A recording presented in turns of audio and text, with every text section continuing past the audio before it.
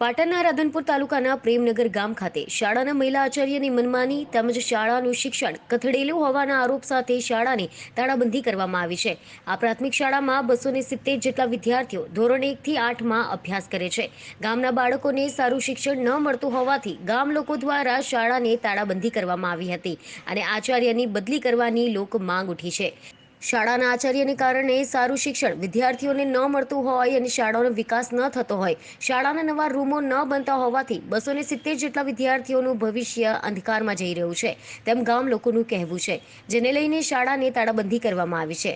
શિક્ષિત યુવાનો હોવાના નાતે મેં બહુ વખત બેનને રજૂઆતો કરી છે કે 8 થી 9 વર્ષથી આ સ્કૂલના ઓરડાઓ પાડી નાખવામાં આવ્યા છે અને બેનને બહુ રજૂઆતો કરી, બેને આજ દિવસ સુધી સાંભળ્યું નથી। પછી 3 કિલોમીટરથી બાળકો ચાલતા આવે છે, ગવર્મેન્ટનો નિયમ છે કે 3 કિલોમીટર દૂરથી બાળક ચાલતું આવે એને ટ્રાન્સપોર્ટ સ્ટેશનની સુવિધા ગવર્મેન્ટે કરેલી છે। બહુ વખત કીધું, બેન એ પણ નથી કરતા। 8 થી 9 વર્ષથી સ્કૂલની અંદર કોઈ પણ પ્રવાસનું આયોજન નથી થયું કે કોઈ પણ સાંસ્કૃતિક કાર્યક્રમો કરવામાં નથી આવ્યા અને ક્યારે કોઈ વાલી બેનને રજૂઆતો કરવામાં જાય તો ખોટી ધમકીઓ આપીને એમને જેલમાં ફસાવી નાખવાની બેન ધમકીઓ આપે છે। આવું બહુ વખત કીધું પણ બેન આજ દિવસ સુધી આ પ્રશ્નનું કોઈ નિરાકરણ આવતું નથી। શું માંગ શું છે તમારી? અમારું માંગ એ જ છે કે જ્યાં સુધી આ પ્રશ્નનું સોલ્યુશન નહીં થાય ત્યાં સુધી તાળાબંધી અમે કરી છે એ તાળું ખુલવાના નથી। એ ચાહે કોઈ પણ થઈ જાય, ચાહે બેને અમને જેલમાં પૂરા હોય કે ચાહે જે પણ અમારે કરવું પડે એ બધી હદ સુધી અમે જે પણ કરવું પડે એના માટે તૈયાર છે। મારા ગામમાં આચાર્ય બેન વારંવાર ધમકીઓ આપે છે, અંદર શાળામાં કોઈ આવવું નહીં આવી બધી, અને અમારા શિક્ષણના પ્રશ્નો છે, પ્રવાસમાં નથી કોઈ ગોઠવતા કાંઈ, પછી શાળા આખી મેદાન 7-8 વર્ષથી પડી છે, કોઈ ધ્યાન આપતું નથી।